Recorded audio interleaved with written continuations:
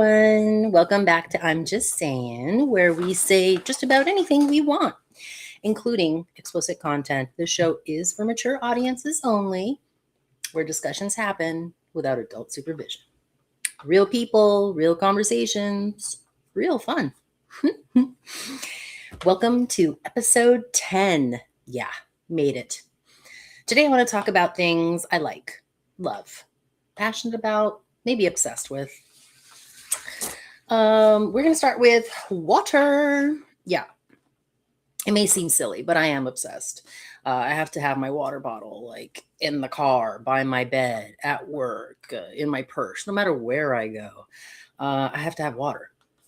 So, yeah, I mean, you may think it's water. Yeah, but I can't tell you how many people I know that I don't see drinking water or that don't like the flavor or just drink it when they take meds. It truly baffles me. Anyway, I remember when I was a kid and we drank from the hose. Those were the days.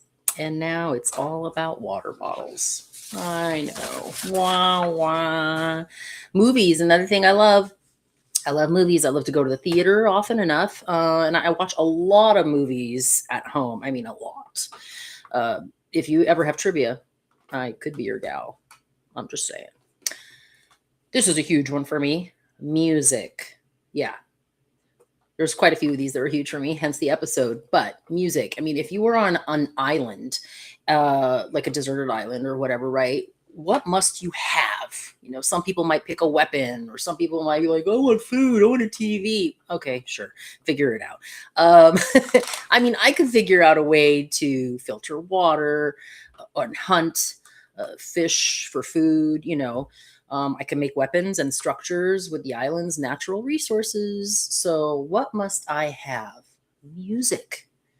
Whether it's a concert or I'm at home, music is one of those things that can make me feel an emotion or strike a creative chord, motivate me to accomplish something. And it can make me feel like dancing, which is another one of my favorite things. Oh yeah, these are a few of my favorite things. I love to dance. When I was young, I watched all the ballroom competitions with my mom and whoever else was watching with us. I watched the Lawrence Welk show. Don't judge. I watched, the Olympics dance competitions and the floor gymnastics, anything that had dance. Dance Fever. I loved Dance Fever. In high school, I took jazz tap for 3 semesters. Yeah. That was the only type of dance offered at the time, but I was all over that. I get into pretty much all kinds of dance on a personal note. I love everything. I still love to dance, even if I'm home alone. Speaking of which, shout out to my friend Nikki Hattermore, Cleveland alumni, for her dancing videos. Thank you very much for making my point. Love you. Sometimes I entertain, at home, and I always have background music. I always have to have background music. I've inspired people that don't dance, that have danced in my living room. It's a good feeling overall. Speaking of good feelings, side note, endorphins, right? Endorphins, I feel like they're underrated, or maybe a lot of people really don't even know what they are or how to get them or whatever. So here's a little something for you. So endorphins are the body's natural painkillers, right? And feel good chemicals. They are neurotransmitters produced by the pituitary gland and the hypothalamus in response to stress or pain. By binding to the brain's opioid receptors, they block pain signals and promote a sense of well-being, euphoria, and stress relief. Hope you're taking notes. Some key functions. Natural analgesia, they raise the pain threshold temporarily, dulling physical discomfort. Mood enhancements, they help regulate emotional responses and act as a buffer against anxiety and depression. Reward processing, they reinforce behaviors essential for survival and pleasure, such as eating or socializing. Common triggers. Endorphin levels surge during several physical and emotional activities. Okay, so exercise, I'm sure a lot of people who know about endorphins, that's a big one they'll mention is exercise, particularly sustained aerobic activity, frequently referred to as the runner's high. Yeah, laughter. Genuine, hearty laughing has been shown to increase their release in the brain. Also burns calories. I'm just saying. Sometimes I laugh so much my stomach hurts. That shit works, y'all. So does chewing gum. I'm just saying, any kind of movement, yeah, don't get me started. It's a whole other topic. Social connection, physical touch, intimacy, acupuncture, massage. Yeah. Food, eating highly palatable foods. Yeah. Like dark chocolate. I'm sure some of you have heard about that. Triggers these pleasure centers. You could also have some oysters that trigger other pleasure centers. Yes, I went there. I'm so naughty. Aphrodisiacs are foods, herbs, or substances believed to increase sexual desire, arousal, or pleasure. While no food is guaranteed to stimulate human sex organs, so they think, some popular aphrodisiacs contain nutrients that support sexual health. Here's a few. What did I say before? Oysters. Rich in zinc, by the way. Sidebar, zinc is actually good, like if you think you're coming down with something or you might have a cold. Some people say it's better than vitamin C. I do both.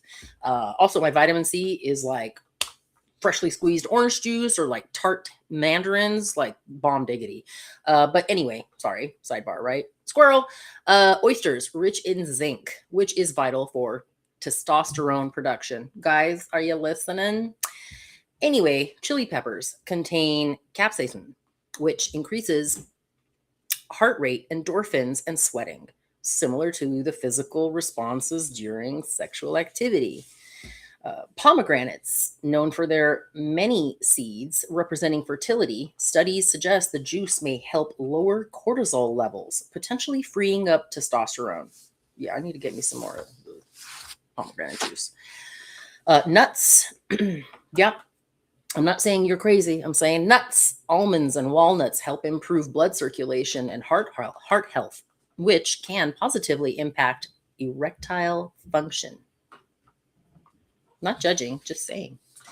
Herbs and supplements. Certain plant extracts have been studied for their sexual health benefits, though data is generally preliminary. Maca root, historically used in Peru. Some studies show it may improve sexual desire and erectile dysfunction. Ginseng, often referred to in traditional medicine for improving stamina and libido. Excuse me.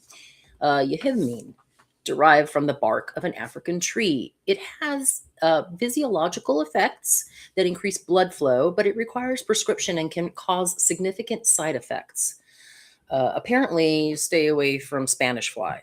I'll let you look that one up. Yeah. So back to where we were. Food. I'm a foodie. I mean, when I'm in a good mood, I want to go out to eat or cook something. So yeah, if you're cooking something at home, I would always say, even baking, I love to cook, I love to bake, I love being in the kitchen. I got to have my music on, but I need to be in the right mind frame. It is so true when they say I made it with love, because I feel like that totally impacts your cooking or baking. I think it will impact what you make, whether you burn it or it tastes off or whatever, something, I don't know. But I think that you should be in a good place, right? And when I'm happy, I want to eat. I want to go somewhere, try a new restaurant, and I am going to critique because I know food and I know what's good. Just saying. Playing. Yeah, playing is fun. I love my family. I really do. We're not perfect, but we are there for each other. And that is the keyest thing in my whole life is my family. I'm the youngest of 5 children, but was born 9 years after the fourth. So they are all much older than me. I spent a lot of time alone as a child in Los Angeles. My mother was very strict. She didn't care for my friends. I think she preferred to have me on my bike or roller skates alone than to hang out with friends that were not a good influence. Of course, hindsight, she was right. They were not a good influence. I'm not going to bother you with the shit we did. It was stupid and boring, but we were kids. Anyway, but yeah, when you're a kid, you just want to play with kids. So I made the most of my situation. I roller skated for many years. I mean, I rode the bikes. I did that a lot. I had skateboard. I did that a lot. But roller skating was my jam. I love roller skating.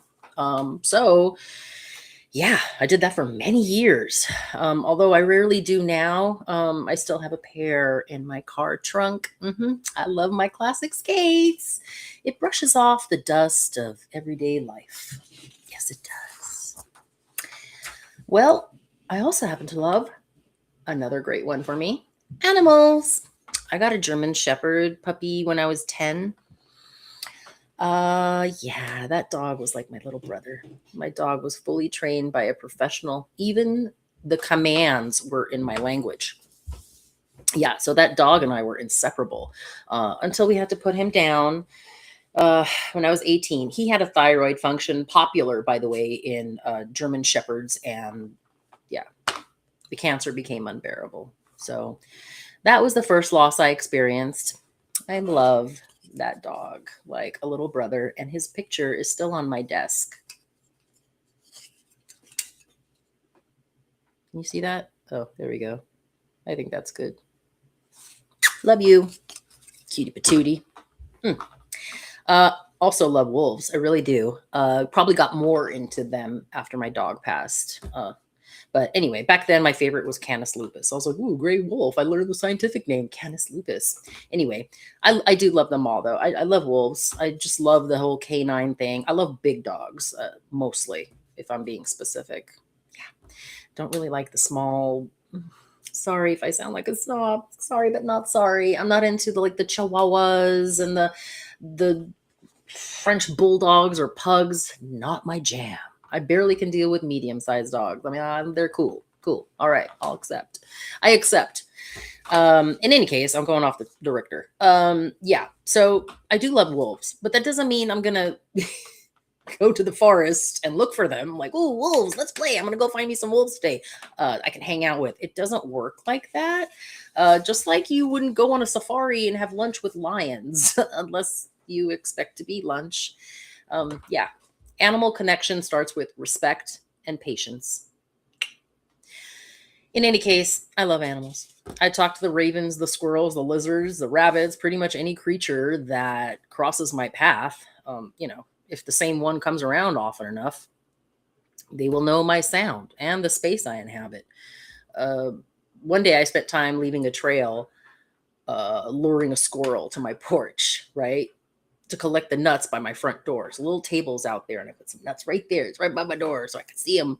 And they just come up. They're like, they take as much as they can. They go. They come back for more because they know there's. I mean, it's just you can train them. They have a brain. Just saying that all creatures should be respected. I think. I'm about to go off on a different tangent, which I really shouldn't, but give me a minute. So anyway, he comes to the porch and he gets the porch and gets the nuts, right? I have this squirrel right there by the oak tree. Now he's making noises in the morning. So I know he's at the tree waiting for the hazelnuts that I give him. Hazelnuts, gourmet nuts for this squirrel, and one or two of his friends that come in looking for nuts. My neighbor gives them the peanuts, like with the full on. And anyway, I think it's adorable. I'm just babbling now, but you get my point. So yeah, so he makes noise. It's like whatever sound they make. Next time, hopefully I'll have that down for you so I can make the sound. But yeah, I know they're there and I go to feed them. I mean, I'll feed them whenever I see them, to be honest. I spoil them. They have me wrapped around their finger, paw, claw, whatever the frick. They got me. Yeah. So on that note, people who are like, yeah, the crows, the ravens, the squirrels, they shoot them. Like, yeah, I got my BB gun. And you guys are fucking assholes for doing that, by the way. And karma's a bitch because you shouldn't be BBing or slingshotting or anything, any animal. You don't pick the wings off a dragonfly. You don't, see if, ants are going to burn on a microscope. I don't care if you're 5 or you're 50. It's wrong. It's fucking wrong. And if you don't think it is, ew, I don't want to ever meet you. Anyway, or hang out with you. I can shoot, but I don't hunt. I understand that man kills to eat. Okay. So long as you understand, the animal will do the same. Hmm. Yeah. What I hate are poachers. Whenever I see images or movies with poachers, I get so mad. I feel like blood is going to come down my cheek instead of tears. I'm so mad. What I would like to do is hunt poachers and give their body parts to the families of those they poached. Wouldn't that be great? I forgot this is supposed to be all about my favorite things. Well, that's my favorite part of that part. Anyway, if you know me, you know I prefer animals over humans. The connection with animals is so genuine. I have so much love to give. Super hard shell, super soft heart. Uh, but connections with animals is genuine. I don't ever have to second guess it. I have so much love to. I'm just tired of wasting it on humans. And when all I get back in return is heartbreak and disappointment, that shit's getting old. And so am I. So I'm over it. Anyway, I don't get that with animals. Animals are awesome. Why do you think they have so many emotional support? That shit started. We're not even supposed to have dogs here. Everyone has a dog now. Well, I have an emotional support letter. I have an emotional support letter. Yeah, whatever. Suck a duck. Thank God I love dogs. Anyway, togetherness. When COVID hit, we had all those shutdowns. Being in security systems myself, we were considered essential. So I still worked. In the mornings and other times of the day, I would see people walking alone together and or with dogs. There was one couple that was consistent in the mornings. Every time I would like leave for work, I would see them walking. Like I'm like, oh my god, there they are again. That would make me so happy. It would be like a couple and a kid in a stroller and another one walking by their side and a dog. I just love seeing that. Something about that just makes me feel like decades back, when things were simple and people did things with families all the time. My family, we always eat at the table, by the way. It doesn't matter what meal it is. It doesn't matter what day, holiday or not. We always eat together at the table, period. I'm not judging people that don't. I'm just saying it's a good feeling. And why not incorporate that into your family? Maybe you haven't before. Try it. Screw it. Those the movies or whatever I'll watch, they'll be like, what was your high and low today, honey? To their kid or their spouse or whatever. I think that's cool. Be involved. Act like you care. I know life is tiring. I totally get it, but you gotta try. And if you don't want to try or don't feel like it, or that's not you, or don't have time, this goes back to my other episode, then don't have kids. I'm sorry. Don't have pets. Live your life. Be selfish. Nobody's judging that. I'm saying, make smart choices. Here's another thing. Don't have 20 kids when you can't afford the one. Sorry. See, I'm going off on a tangent. I'm just saying I say a lot. Back to where the hell I was. Yeah. Families walking together. Love that. After my dad died, there was such a huge shift in my family dynamics. It was. I was completely heartbroken and I was depressed for a long time. Probably wouldn't have known that or said that then, but I know that I was. Anyway, as much as my family is there for each other, it felt like we only got together on holidays and birthdays, And they all live in the same vicinity. I live about 40 minutes away. Anyway, in any case, due to all the closures, we started to get together more often, and we got in the habit of having lunch on Sundays, a family lunch on Sundays. So that was nice. With that, our interactions increased, and for that, I am truly thankful. Where I live now, I lived here probably a year just before the shutdowns started. So all the new friends that I made in this area were like from that era, from after I moved here. So people would get together at each other's houses and barbecue. People would like know somebody, they'd come and their little band would play, or, people played guitar or something and they would play. It was such a great time. It seemed like we were together all the time, actually. But they were all great moments in a time of chaos and sadness. Scary times became happy times. Love languages. Yeah. You ever see those elderly couples still holding hands? I can't tell you how much that warms my heart. I'm seeing more and more of my friends that were once married or never married now meeting their probably forever person, and so happy. I feel like a lot of that has to do with growth and what you used to put up with versus being aware of what you want and don't want. That is so key to a healthy relationship. um, Acts of kindness, this is so important for your soul, and the person before you. I can't tell you how many times, whether I was in a good mood or not, that I would see a stranger walking towards me, anywhere, lobby, where I work, anywhere, uh, with an emotionless face, right? I'm sure I have it. They call it resting bitch face. I'll be like this. I'm not in a bad mood. I'm not nothing, but that's just how my face hangs. Okay. Some people are like, hey, all the time. And I'm not. Anyway, so yeah, emotionless face. And then I have to look at them and wait for them to catch me looking at them, right? Until they look at me and I'll smile. And then they smile. And that makes me feel so good. Not because, oh, I feel great now, but it makes me feel good that they smiled. And that's what's good for my soul. Or open a door. You just say hello, open a door, or hold the elevator. It's a good feeling, people. Friends. My father told me you only need one or two good friends. Everyone else will come and go. The more you give, the more they will take. And when you have no more to give, you will see how they start to disappear. He was right, in many ways. I apply that to my life now, or I have been anyway, because it's true.